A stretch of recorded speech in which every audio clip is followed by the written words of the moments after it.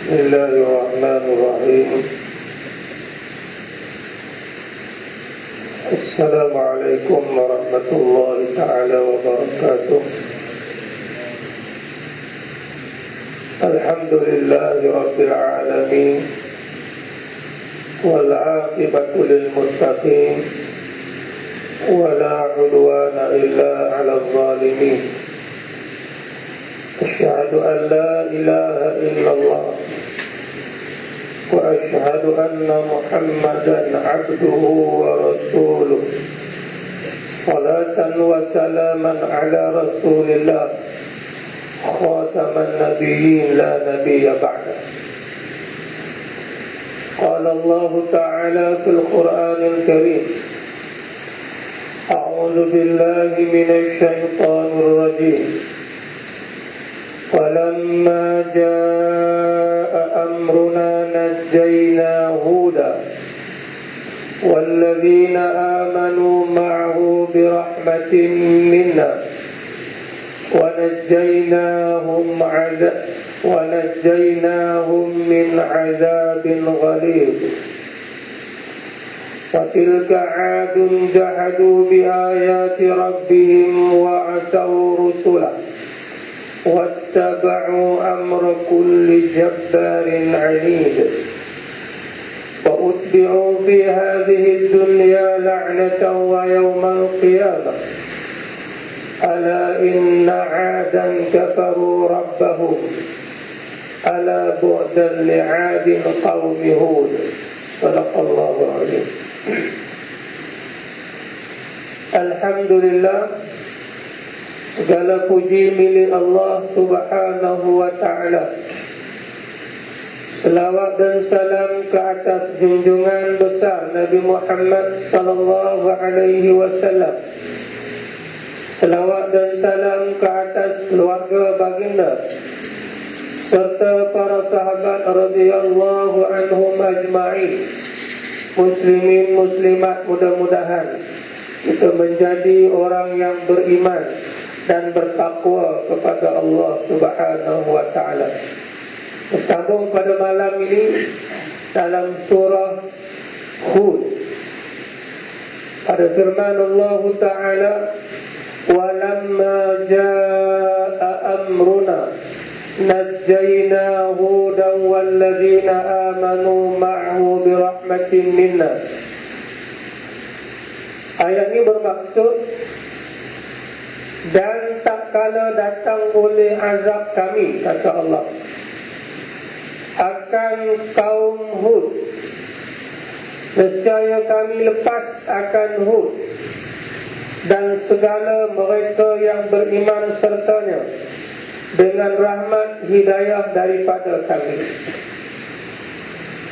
Jadi kita masih lagi di dalam ayat-ayat yang Allah Subhanahu wa ta'ala menceritakan, memaparkan tentang kisah Nabi Hud alaihi salam. Nabi Hud dan juga pengikut-pengikutnya yang beriman dengannya dan juga yang tidak beriman dengannya. Jadi apa kesudahan orang yang ikut ajaran Nabi Hud dan juga apa kesudahan orang yang tak ikut ajaran Nabi Hud? Maknanya Allah Ta'ala bagi contoh siap-siap kepada kita. Begitulah juga dengan kita. Apa kesudahan orang yang ikut ajaran Nabi Muhammad sallallahu alaihi wasallam, dan juga apa kesudahan orang yang tak ikut ajaran Nabi Muhammad sallallahu alaihi wasallam. Jadi Allah Ta'ala paparkan cerita ini serta dengan kesudahannya sekali, supaya kita boleh buat satu penilaian dalam hidup kita. Sebab itu orang yang rapat dengan Quran, orang yang dekat dengan Quran, orang yang belajar tentang Quran, dia dapat mengetahui tentang perkara-perkara yang mana Allah Subhanahu wa ta'ala nak beritahu kepada kita. Jadi di sini Allah Ta'ala nak bagi tahu kesudahan orang yang ikut ajaran Nabi Hud alaihi salam. Apa kesudahannya Allah Ta'ala sebut dalam ayat ini, walamma jaa amruna najjayna huda walladzina amanu ma'ahu birahmatin minna.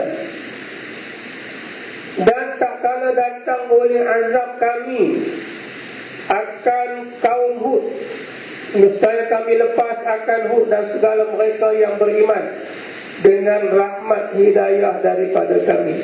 Kesudahan orang yang ikut ajaran Nabi Nuh ini Allah Ta'ala lepaskan daripada azab. Dengan apa? Dengan rahmat Allah Subhanahu wa Ta'ala, dengan hidayah daripada Allah Subhanahu wa Ta'ala. Sama ada Allah Ta'ala lepas azab dalam dunia ataupun azab di akhirat pula. Sebab itu semua yang kita lakukan, amal ibadah yang kita lakukan ini, apabila Allah Ta'ala nak lepaskan kita daripada azab, adalah sebab rahmat Tuhan, sebab hidayah daripada Allah Subhanahu wa Ta'ala, bukan dengan sebab amalan kita, bukan dengan sebab ketaatan yang kita buat, tetapi dengan sebab rahmat daripada Allah Subhanahu wa Ta'ala. Kerana kalau kita nak banding segala yang Allah Ta'ala bagi dengan apa yang kita buat, memang tak cukup. Tetapi untuk mendapatkan rahmat Allah Subhanahu wa Ta'ala, kita mesti melakukan ketaatan. Untuk mendapatkan rahmat daripada Allah Subhanahu wa Ta'ala, mesti kita kena ikut perintah Allah Subhanahu wa Ta'ala. Berlaku satu kisah di mana malaikat Jibril datang bertemu dengan Nabi sallallahu alaihi wasallam, menceritakan satu cerita kepada baginda. Dan juga para sahabat yang ada pada ketika itu. Maka malaikat Jibril bagi tahu kepada Nabi sallallahu alaihi wasallam, ada seorang hamba Tuhan, ada seorang hamba Allah Subhanahu wa Ta'ala yang ketaatannya cukup hebat. Kalau nak banding dengan kita manusia hari ini, rasa tak jumpa. Ketaatan yang sangat hebat. Dia Allah Ta'ala hidupkan dalam ketaatan hampir 500 tahun. Ini sebelum lagi daripada orang ini, sebelum lagi daripada Nabi kita dilahirkan. Allah Ta'ala hidupkan dia di dalam ibadah kepada Allah Subhanahu wa Ta'ala selama 500 tahun. Dia buat ibadat. Maka dia duduk di suatu tempat, maka dia beribadat kepada Allah. Allah Ta'ala terbitkan mata air dekat tempat ibadahnya. Satu mata air yang tak kering-kering. Selama mana dia buat ibadat 500 tahun, maka air mata itu tak kering-kering, sentiasa ada.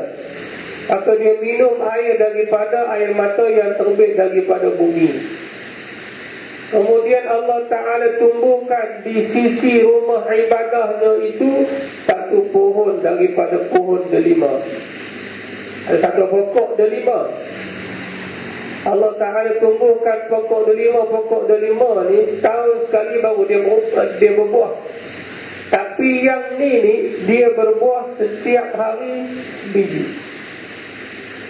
Itu dah rahmat ataupun rezeki yang Allah Ta'ala bagi, nikmat yang Allah Ta'ala bagi. Satu hari buah delima akan masak. Maka selama 500 tahun ni dia hanya makan buah delima dan ayam. Satu makanan yang halal. Tak ada makanan lain kecuali yang ni saja. Halalan thayyibah. Dia makanan ni juga dia salah satu daripada sebab cepat dan lambatnya kita melakukan ibadah kepada Tuhan. Sebab makanan. Makanan hari ini pening kepala kalau kita nak fikir. dari sudut kehalalannya, halalan thayyibah yang masuk di dalam tubuh badan kita ini. Makanan yang ada pada hari ini susah kita nak pastikan keturunan halalan thayyibah. Cuma dalam fiqh ini tak nampak, tak ada masalah. Dalam fiqh lagi mana kita tak nampak, lagi tu dia meluluskan. Tapi kalau masuk dalam badan dia kira ni. Cuma kita tak nampak ada perkara yang haram di dalamnya. Jadi Allah Subhanahu wa ta'ala tumbuhkan satu pokok delima. Tiap-tiap hari dia akan berbuah satu biji. Dan tiap-tiap hari dia makan sebiji selama 500 tahun. Malaikat Jibril cerita kepada Nabi SAW. Dan selama 500 tahun itu dia buat ibadah kepada Allah Subhanahu wa ta'ala. Berhenti sekejap, ambil wuduk kalau batal, sembahyang, buat ibadah. Tidur sekejap, bangun, buat ibadah kepada Tuhan. Kita memang susahlah nak buat macam si laki-laki. Jadi dia mohon kepada Allah Subhanahu wa ta'ala supaya dia mati dalam keadaan sujud. Allah Ta'ala berkenan doa dia, dan dia mati dalam keadaan dia sujud kepada Allah Subhanahu wa ta'ala. Dia minta kepada Allah supaya dia mati dalam keadaan dia sujud kepada Allah Subhanahu wa ta'ala. Dia nak husnul khatimah, mati dia ini dalam keadaan sujud, dan Allah Ta'ala memperkenankan. Allah Ta'ala memperkenankan doa dia. Sebab tu kita sebut hari itu dalam pengajian yang lepas, doa ni penting. Minta kita ini mati dalam kesudahan yang baik. Minta doa pada Allah dengan sesungguhnya, supaya kita mati dalam keadaan husnul khatimah. Kadang-kadang ialah tu imam baca, kita baca dalam bahasa Arab, kadang-kadang kita tak faham apa yang dibaca. Lebih baik apa yang kita baca, kita faham apa yang kita minta, supaya dia lebih berkesan. Dan juga kita minta di dalam solat, solat sunat. Dalam bahasa Melayu pun tak ada masalah. Minta bersungguh-sungguh mati dalam keadaan husnul khatimah. Sebab dia kena minta pada Allah Subhanahu wa ta'ala, baru Allah Ta'ala bagi. Jadi kadang-kadang kita mengaminkan doa imam. Kadang-kadang kalau orang yang mengaji ni dia faham lah. Kalau tak mengaji ni dia tak faham apa yang dia minta. Jadi perlu kita kena faham apa yang kita minta. Jadi dia minta supaya dia mati dalam keadaan husnul khatimah dan dalam keadaan sujud kepada Allah Subhanahu wa ta'ala. Bukan senang orang nak dapat mati dalam keadaan sujud, dalam keadaan sembahyang, dalam keadaan taat kepada Allah Subhanahu wa ta'ala. Jadi Allah Ta'ala memperkenankan doa dia, dan dia mati dalam keadaan dia sujud kepada Allah Subhanahu wa ta'ala. Kemudian malaikat Jibril berkata kepada Nabi, maka Allah Ta'ala suruh memerintahkan malaikat supaya menempatkan dia ke dalam syurga dengan rahmatku, kata Allah. Tempatkan orang ini di dalam syurga dengan rahmatku. Maka si laki-laki ini pun berkata, "Ya Tuhan, adakah tidak aku masuk syurga ini dengan amalanku yang banyak?" Kata Allah, "Kamu masuk syurga dengan rahmatku." Kata Allah, kata dia, "Adakah tidak dengan sebab amalanku, yang mana amalanku yang banyak?" Kata Allah, "Kamu masuk dengan ke syurga dengan rahmatku." Dia kata lagi sampai 2 kali-kali, "Adakah tidak aku masuk syurga dengan amalanku?" Sudah berkali-kali, maka Allah Ta'ala kata kepada malaikat, "Wahai malaikat, sila timbang amalan dia dengan nikmat yang aku bagi. Sila timbang amalan yang dia buat selama 500 tahun solid. Amalan solid itu 500 tahun. Aku kata mana? Maknanya penuh. Selama 500 tahun tu buat ibadah, Allah Ta'ala timbang dengan nikmat mata saja. Bila Allah Ta'ala timbang dengan nikmat mata ini lebih berat daripada amalan selama 500 tahun. Kita baru 20 tahun 20 tahun tu pun pening juga. Tolak cukup umur, tolak itu, tolak ini, tolak. Kena tolak macam-macam. Ini dia solid 500 tahun buat amal ibadah.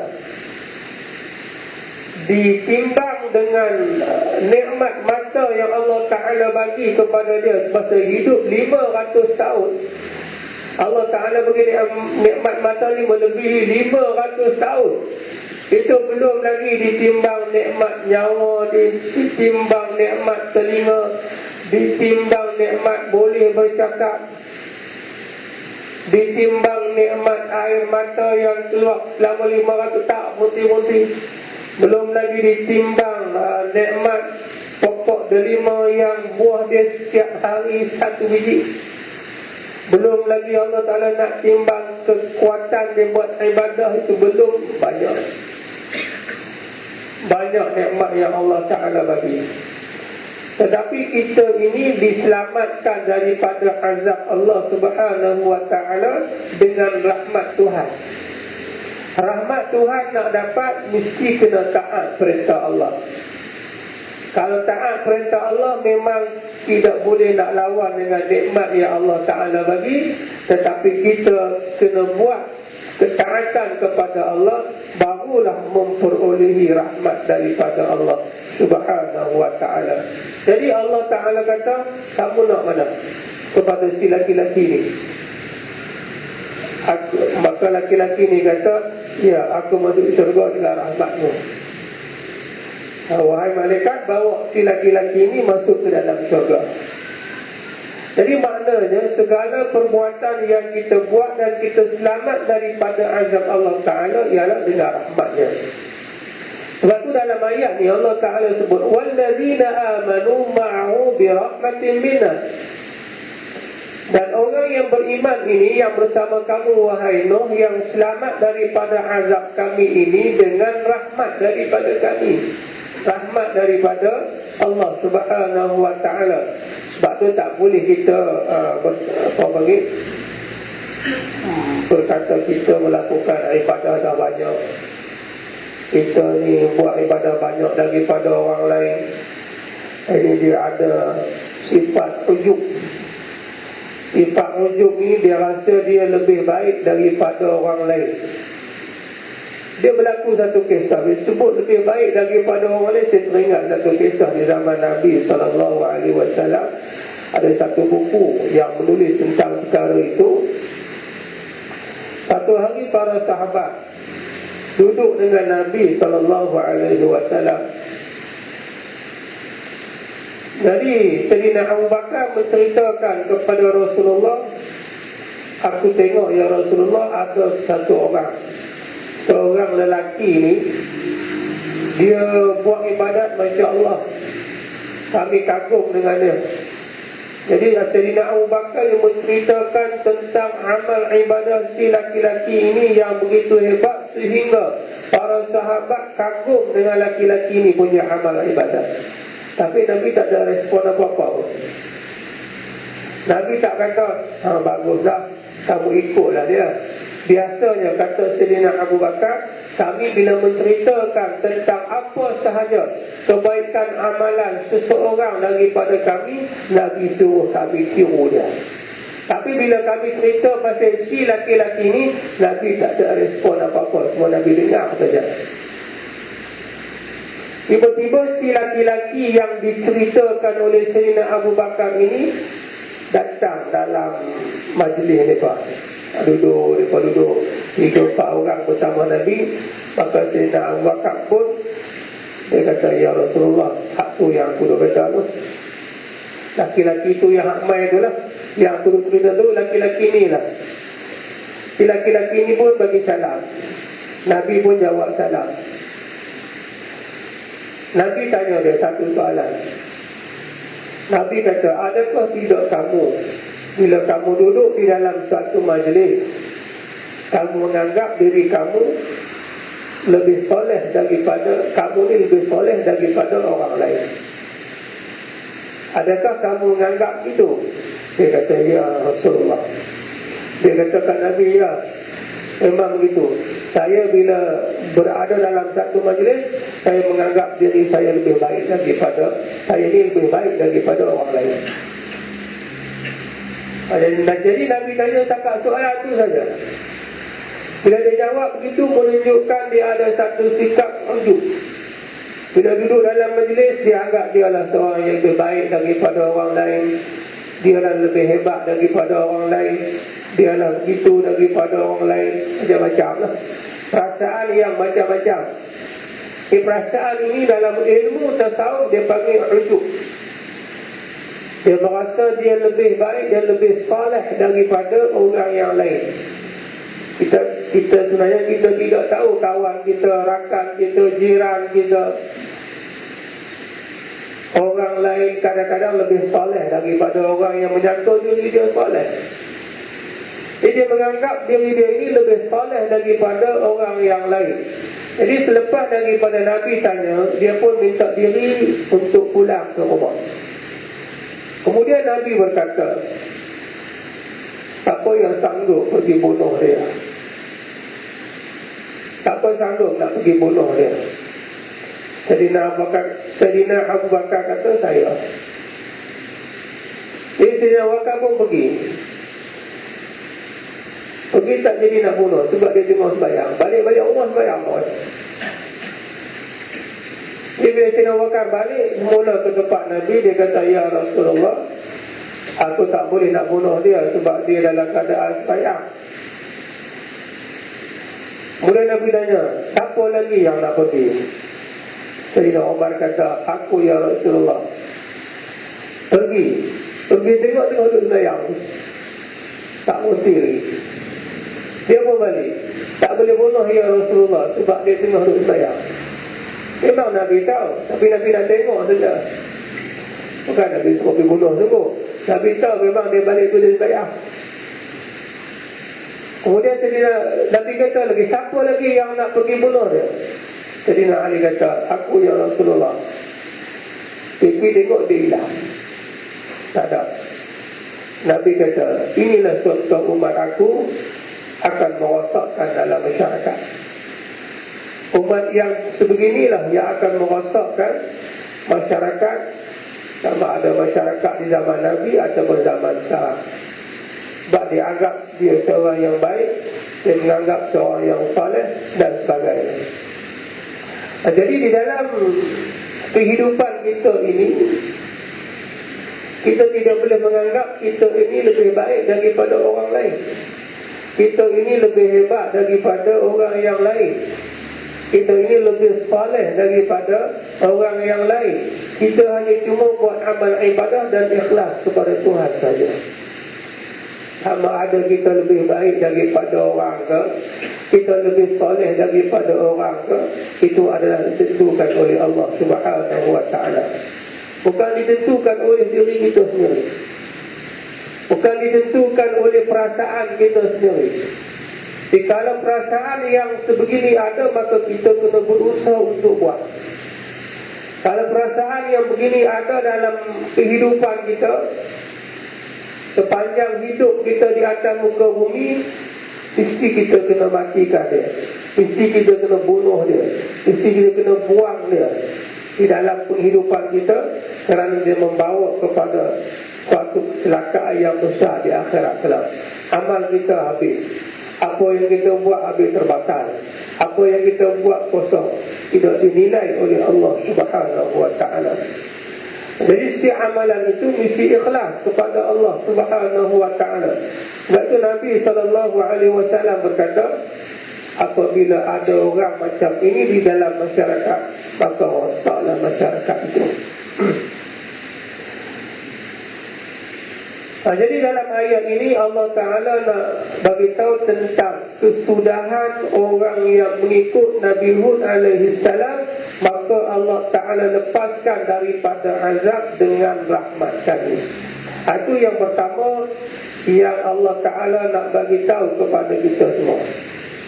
Maknanya orang yang ikut ajaran Nabi mereka akan mendapat rahmat. Itu yang pertama lah. وَنَجَّيْنَاهُمْ مِنْ عَذَابٍ غَلِيظٍ, dan kami lepas akan mereka itu daripada azab yang sangat kasar. Allah Ta'ala lepaskan kaum Nabi Hud ini daripada azab yang sangat kasar. Itu bahasa Tuan Pengarah lah, sangat kasar. Azab yang sangat pedih, azab yang sangat besar, azab yang sangat kuat daripada Allah Subhanahu wa ta'ala. Kalau kita baca dalam ayat yang lain, Allah Ta'ala terangkan apa dia azab yang Allah Ta'ala turunkan kepada kaum Nabi Hud, iaitu ribut 7 hari 7 malam seminggu. Kita kalau hujan sehari semalam, pening. Hujan pula, hujan yang kuat, hujan yang kuat. Ini Allah Ta'ala bagi ribut selama 1 minggu. Ribut itu dia tak berhenti selama 1 minggu. Ribut yang kuat dan terlampau kuat. Kalau kita baca dalam surah An-Naml, Allah Ta'ala menyebut macam mana kuatnya ribut itu, terlampau kuat. Kita boleh bayangkan ribut ini terlampau kuat, tak berhenti selama seminggu. Habis nasi gogok. Kalau ribut main 1 jam pun sudah. Kalau kita tengok gempa bumi, gempa bumi ni berapa saat? 6 skala Richter ke 9 ke hak paling tinggi. Tapi dalam beberapa saat, kalau Allah Ta'ala goncang bumi sejam, hancur bumi. Dunia ni hancur berkejap. Ini baru beberapa saat dan baru 9, paling tinggi 9 ke 12. Dalam ukuran-ukuran orang-orang pakar sains ini, dalam ukuran beberapa saat, dalam 9 hingga paling tinggi 12 skala Richter. Itu baru 9, baru 12. Kalau 50, seperti mana yang Allah Ta'ala buat kepada kaum Ad. Selama 1 minggu tak berhenti. Itu Allah Ta'ala turunkan bala kepada kaum Ad. Maka mereka melayang-layang di atas udara. Kalau ribut kuat. Kemudian bila habis saja 1 minggu, semua mereka itu mati dan bergelimpangan habis mayat. 1 minggu, rumah pun habis, bangunan pun habis. Ribut lapor kuat. Hari ini Allah Ta'ala nak tunjukkan bahawa azab yang kasar, azab yang berat bagi mereka keputusan orang yang tak mengikut ajaran Nabi mereka. Ada orang yang tak ikut ajaran Nabi mereka, sama ada mendapat azab daripada di dunia lagi dan juga azab di akhirat pula. Di dunia pun mendapat azab, sekali-sekali di akhirat. Maknanya Allah Ta'ala nak bagi tahu kepada kita dalam ayat ini, maka Allah Ta'ala buat dua perbandingan. Satu perbandingan kaum Nabi Hud yang ikut ajarannya, mereka diselamatkan oleh Allah dengan rahmat Tuhan.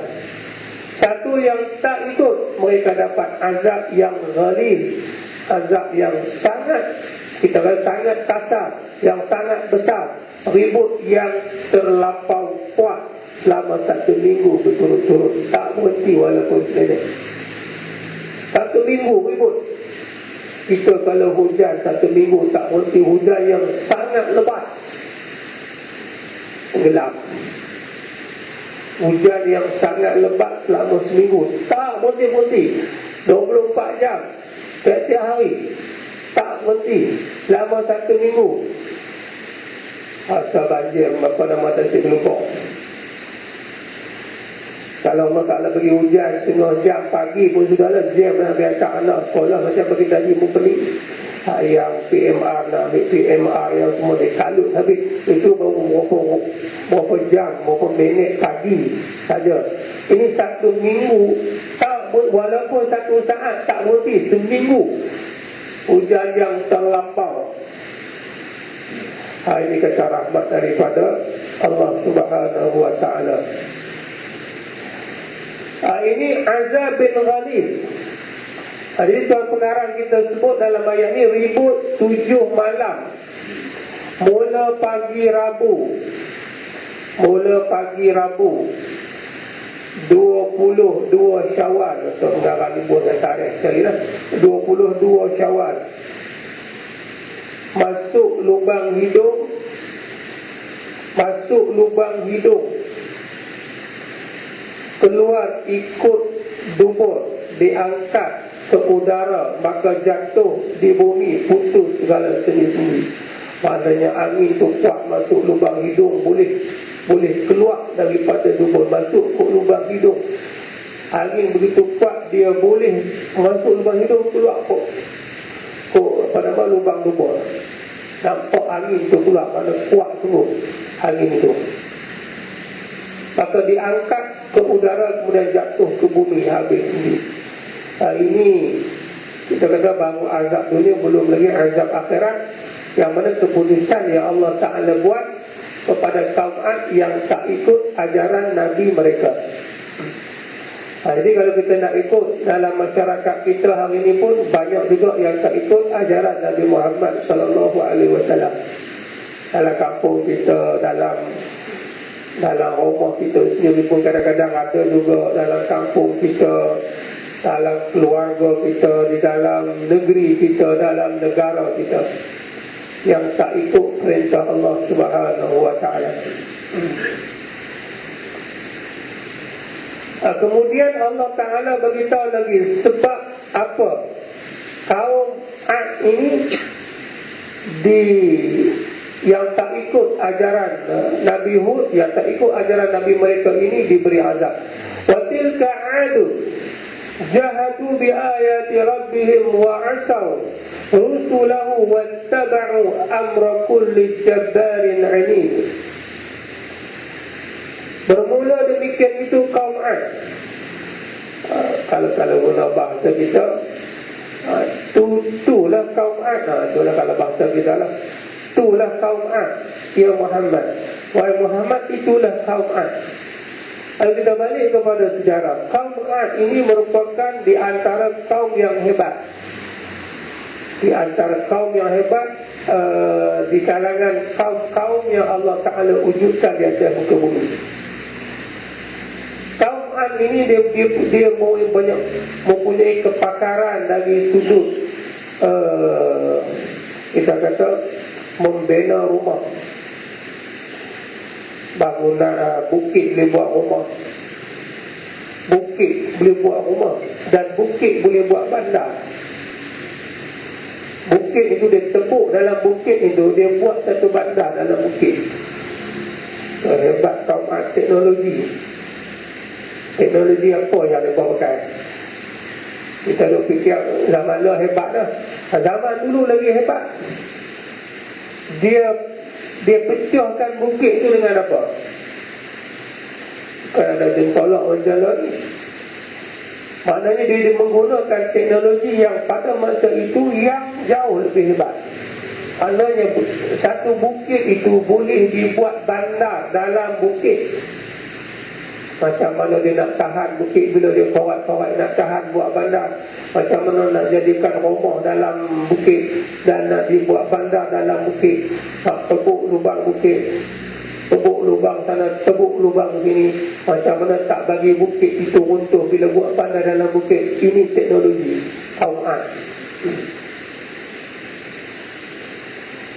Ini hebat. Dan binaan rumah kaum Ad ini disebut oleh Allah Subhanahu wa ta'ala dalam Al-Quran sangat kukuh dan sangat kuat.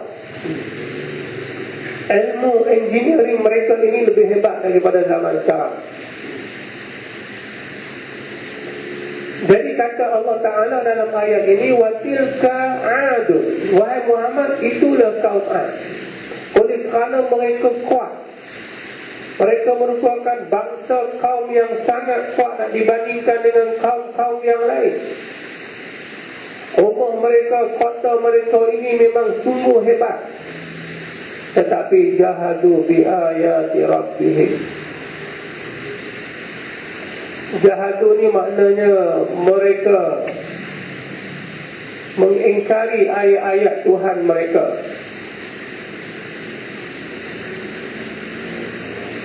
Kalau siapa yang ada kitab itu dekat.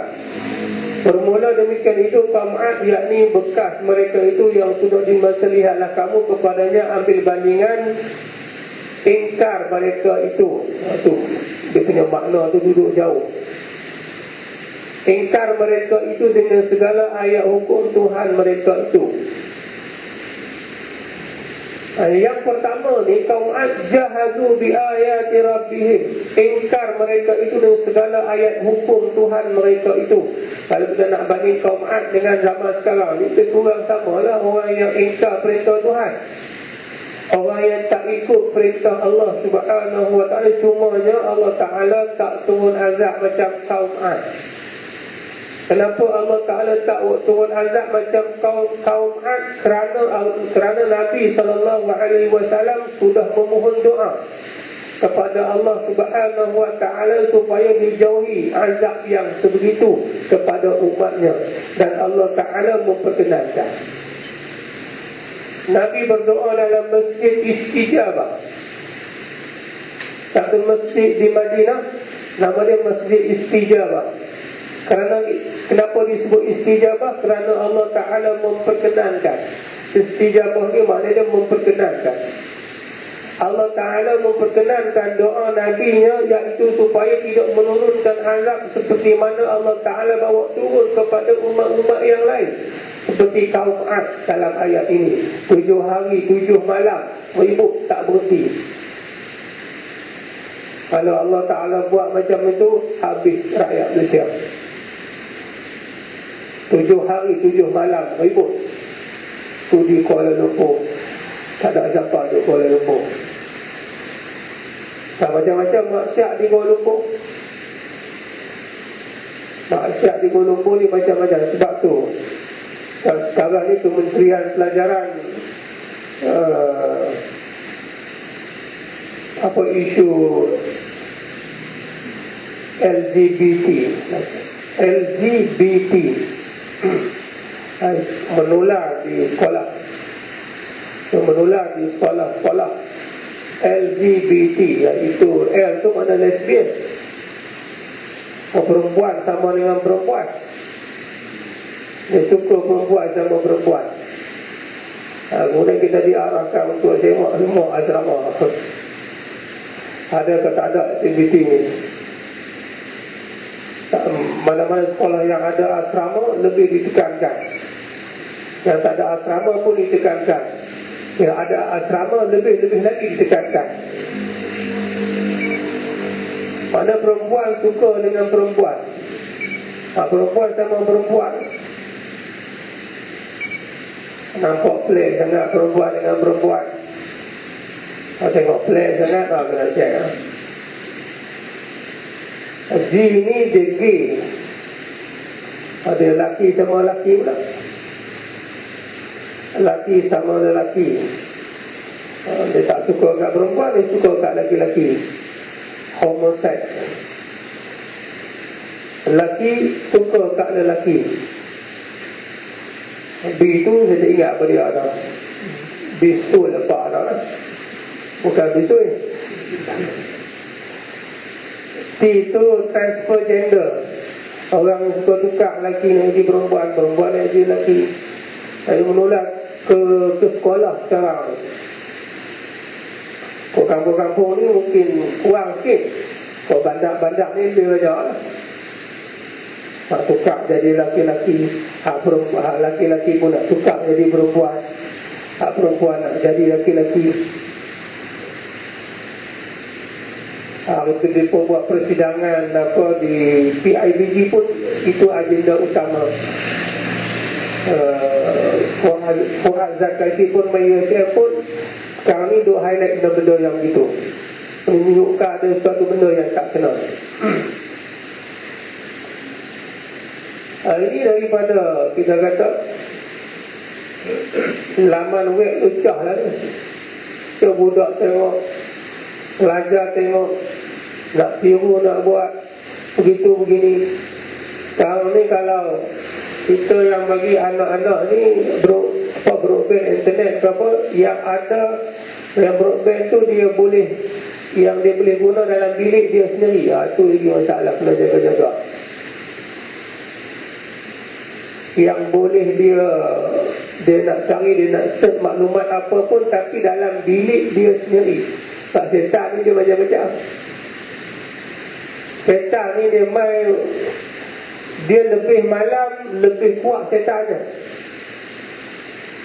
Setan ni dia punya aura lebih kuat apabila malam itu, apa nama, bila semakin malam Semakin malam aura dia lagi kuat. Setan dia semakin malam dia lagi kuat. Dia siang kurang sikit. Semakin malam tak ada siapa, dia pergilah idea, tekan dia lah. Cari maklumat tentang seks, cari maklumat tentang itu ini, dia papar habis semua. Setan akan masuk. Kemudian dia jual pula kat kawan dia. Dia akan merebak. Dia merebak. Syaitan ditujuk rasa seronok. Bila rasa seronok, dia masalah. Sebab itu internet ni mesti dikawal. Kalau tak kawal ini, ialah kadang-kadang budak-budak ni dia akan bagi alasan macam-macam. Cikgu suruh cari ni, cikgu suruh cari macam-macam. Mai cari duduk tak abang nak tengok. Cari seorang-seorang ni kadang-kadang masalah. Sebab setan ni pun pandai juga. Dia sangat pandai. Kadang-kadang kita tak klik pun dia main juga. Hak jenis-jenis mendatang tu. Kalau dia seorang jadi masalah. Setan pula aura dia semakin kuat waktu malam. Jadi mengingkari hukum Tuhan. Dia semakin hari dia akan ingkar hukum Allah Subhanahu wa ta'ala, dan seterusnya melakukan perzinaan, melakukan dosa-dosa besar. Kemudian wattaba'u, kalau kita tengok ayat ni, yang keduanya wa'asaw rusulahu, dan mereka menerhaka rasul-rasulnya. Kalau kita tengok ayat yang Allah Ta'ala nak sebut wa'asaw rusulahu ni, kalau kita belajar dalam bahasa Arab, rusulahu ni adalah kalimah plural, kalimah jamak. Sedangkan Nabi Hud seorangnya, tapi yang diutuskan kepada kaum Ad ini seorang Nabi saja, Hud. Tapi Allah Ta'ala mengungkapkan dalam ayat ini mereka menderhaka rasul-rasulnya. Banyak rasul, tetapi rasul seorang saja. Ini nak menunjukkan bahawa Nabi Hud ini menurut ulama tafsir, dia membawa ajaran disambung daripada rasul-rasul sebelumnya. Rasul-rasul sebelum Nabi Hud membawa ajaran yang sama. Jadi kalau menolak ajaran Nabi Hud, samalah menolak rasul-rasul sebelumnya, rasul-rasul hak sebelumnya. Begitu juga kalau kita orang yang tolak ajaran Nabi Muhammad sallallahu alaihi wasallam, mana juga menolak ajaran rasul-rasul sebelumnya. Dia sama saja. Sebab itu Allah Ta'ala menggunakan ayat rusulahu, rasul-rasulnya. Wattaba'u amra kulli jabbarin anid,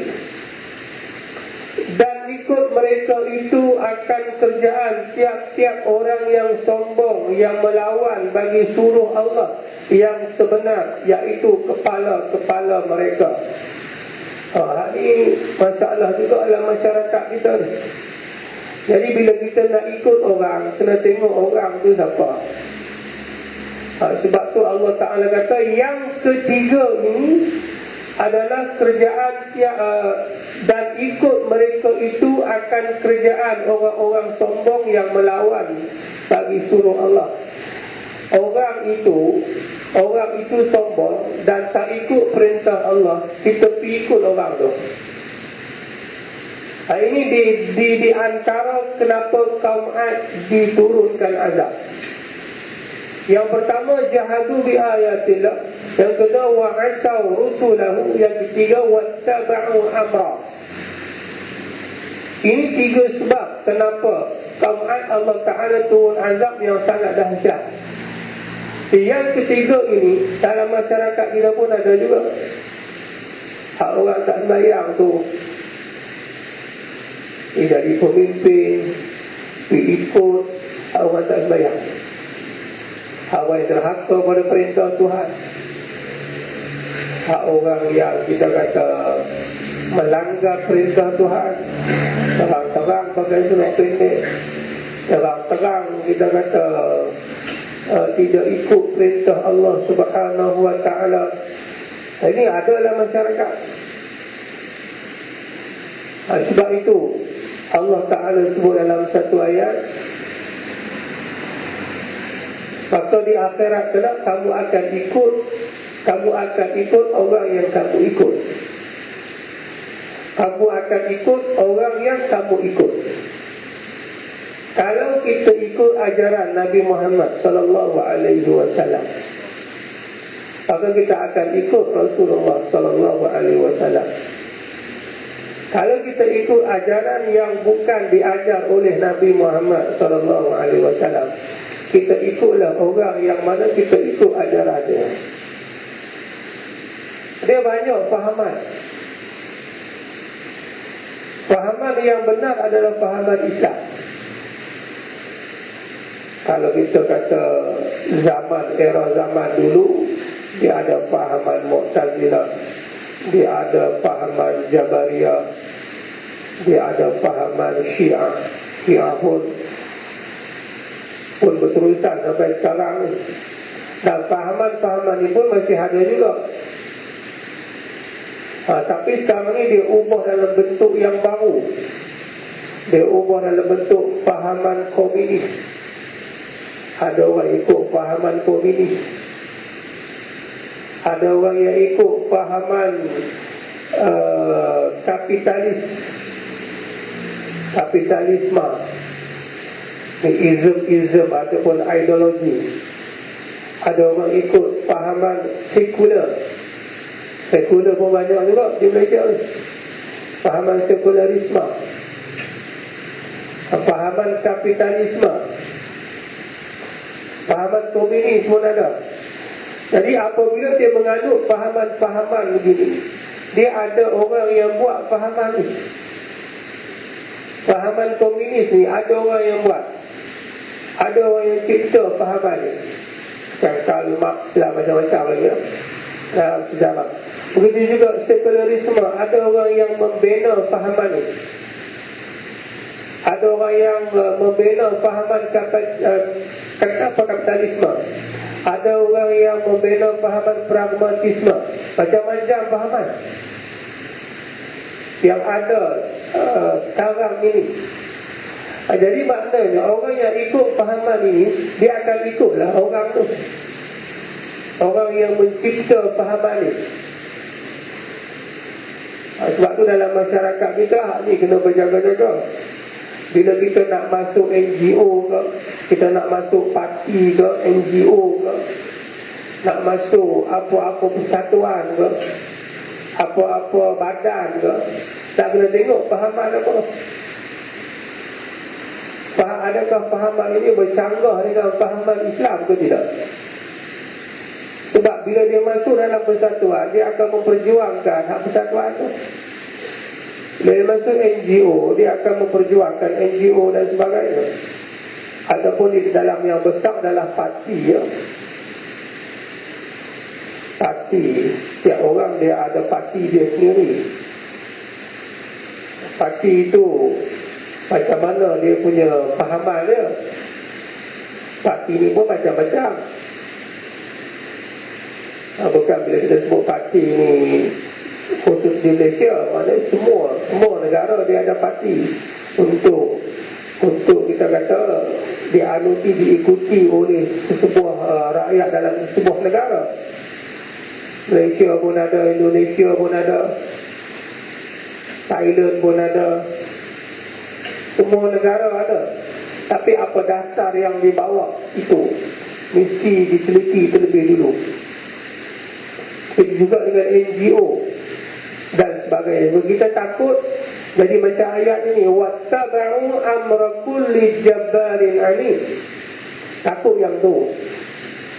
Ikut mereka itu akan kerjaan tiap-tiap orang yang sombong, yang melawan bagi suruh Allah yang sebenar, iaitu kepala-kepala mereka. Ketua, kepala mereka ni ketua, presiden sebuah parti ataupun presiden sebuah NGO, presiden sebuah persatuan, tak kira lah, badan ke, kepala ke apa, ataupun kita kata pengurusi masjid berapa juga. Mana pengurusi masjid pakai selak pendek, mana boleh. Dilantik pengurusi masjid pakai selak pendek, kita ikut pengurusi hak pakai selak pendek. Ataupun pengurusi tak sembahyang, jadi pengurusi masjid tapi tak sembahyang. Abang ni seorang dia ingat cakap dia hak dia tak sembahyang, haka pada Tuhan. Tak sembahyang ni berat, mana boleh jadi pengurusi masjid orang tak sembahyang dan sebagainya. Ini berlaku juga di dalam masyarakat kita. Ada seorang bekas pemimpin, dia ada sebut syaitan yang dikenali lebih baik daripada malaikat yang tak dikenali. Kita ni kalau syaitan yang dikenali, syaitan yang kita kenal, kita kena jauh dulu, bukan kita kena ikut. Syaitan tu memang kita kenal ada syaitan. Syaitan yang dikenali itu, maka kita kena jauhkan diri daripada syaitan yang dikenali. Bukan kita bersama-sama dengan syaitan yang dikenali. Sebab kita dah kenal ada syaitan, sebab apa kita nak ikut dia? Malaikat ini walaupun kita tak kenal, dia memang baik. Malaikat ini kita tak kenal pun dia baik. Syaitan ni kenal ke tak kenal ke, dia memang jahat. Sebab tu syaitan ini makna dia membawa orang jauh daripada suruhan Tuhan. Itu makna syaitan. Sama ada daripada manusia, minal jin dan wan nas, daripada jin dan manusia. Jadi ini kita kena buat penilaian sendiri. Kita kena buat penilaian sendiri tentang wattaba'u amra kulli jabbarin alim. Jabbarin alim ini, kalau kita sekarang ni, kalau bahasa sekarang ni, diktator, diktator. diktator kalau bahasa sekarang. Yang ni, yang ketiga ni kita perlu berhati-hati. Yang pertama ke, yang kedua ke, yang ketiga ke, perlu berhati-hati. Jahadu bi ayatillah, ingkar perintah Tuhan. Wa asau rusulahu, tak ikut ajaran rasulnya. Ingkar ini maknanya dia kata sembahyang tak wajib, ingkar terus. Wa asau rusulahu ini dia tak ikut ajaran rasulnya dan ikut kerjaan orang-orang yang sombong, yang melawan bagi suruh Allah. Ini tiga perkara kenapa kaum Ad ini dibala oleh Allah Subhanahu wa ta'ala dengan azabin ghalid. Wa utbi'u fi hadhihi dunya la'natan wa yawmal qiyamah. Dan ikut mereka itu pada ini dunia itu laknat Allah dan segala rasul, dan hari kiamat dilaknat hadapan segala makhluk. Jadi yang ni Allah Ta'ala nak sebut orang yang ketiga-tiga tadi tu, yang jenis yang ketiga tadi tu, yang kita kata ingkar perintah Allah, yang tak ikut ajaran Rasul mereka, dan juga yang mengikut pemimpin-pemimpin mereka yang melawan perintah Tuhan.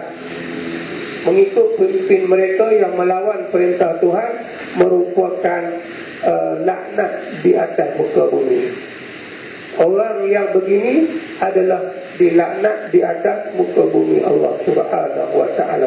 Jadi kalau ada orang yang ingkar perintah Allah ataupun perintah Nabi Muhammad sallallahu alaihi wasallam, maka dia sedang dilaknat oleh Allah Subhanahu wa ta'ala. Ataupun dia tidak melakukan ajaran Nabi mereka, tidak melakukan ajaran Nabi Muhammad sallallahu alaihi wasallam, maka dia dilaknat di atas muka bumi. Yang ketiga, dia mengikut pemimpin-pemimpin yang sombong, yang melawan perintah Allah Subhanahu wa ta'ala, juga dilaknat di atas muka bumi. Dan pada hari kiamat, mereka ini akan dilaknat di hadapan seluruh manusia pada hari kiamat.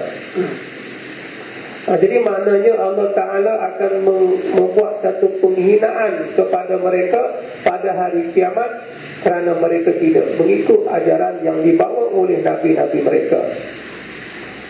Jadi kalau kita lihat ayat ini, kita lihat dalam masyarakat, atau kita lihat diri kita sendiri, kita lihat dalam masyarakat, jadi kita perlu memohon doa kepada Allah Subhanahu wa ta'ala supaya tidak termasuk di dalam tiga perkara yang disebut oleh Allah yang berlaku kepada kaum Ad dan juga berlaku pada zaman sekarang. Jadi paparan ini Allah Ta'ala paparkan ini supaya kita boleh beza. Macam kita sebut pada awal tadi, supaya kita boleh beza mana golongan yang mengikut ajaran Nabi Hud, mana orang yang tidak menurut ajaran Nabi Hud, dan kesudahan mereka dua-dua golongan ini. Ala inna adan kafaru rabbahum ala bu'dan li'adin qaumi Hud. Ketahuilah olehmu bahawa kaum Ad itu kufur mereka itu akan Tuhan mereka itu dengan tiada ikut Nabi Hud. Ketahuilah olehmu kebinasaan bagi kaum Ad, kaum Nabi Hud. Jadi maknanya kesimpulan daripada ayat yang kita baca pada malam ini adalah ada dua golongan kaum Nabi Hud dan mempunyai dua kesudahan yang berbeza. Satu golongan yang ikut ajaran Nabi Hud, kesudahan mereka dilepaskan daripada azab dan dengan rahmat Allah Subhanahu wa ta'ala. Golongan yang kedua tidak mengikut ajaran Nabi Hud, kesudahan mereka ini adalah diazab oleh Allah dengan azab yang kasar, azab yang berat. Dan Allah Ta'ala juga menyatakan 3 punca utama kenapa kaum Ad ini diazab oleh Allah Subhanahu Wa Ta'ala. Ini kesimpulan ayat yang kita baca malam-malam ini. Mudah-mudahan Allah Ta'ala golongkan kita dalam golongan orang yang mengikut ajaran Nabi Muhammad sallallahu alaihi wasallam, dan Allah Ta'ala hindarkan kita daripada golongan yang tak mengikut ajaran Nabi Muhammad sallallahu alaihi wasallam. Wa ila samud aqahum salihah wallahu ta'ala a'lam.